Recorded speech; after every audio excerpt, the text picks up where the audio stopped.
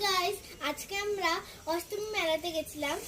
ওখান থেকে আমরা এগুলো কিনে এনেছি। এগুলো কিনে আনছি। এইভাবে চুড়ি মনে হয় আর এইভাবে খেলার জিনিস মনে হয়। আর আমার তোমরা এটা- যদি ছোট বাচ্চা এর নামটা কমেন্টে ছোট অবশ্যই আছে, জানাবেন। তাহলে এখানে চুলের মতো করে ঢোকাতে পারবে। আর যাওয়ার আগে আপনারা অবশ্যই লাইক সাবস্ক্রাইব করে যাবেন। আর অবশ্যই কমেন্ট করবেন এটার নাম।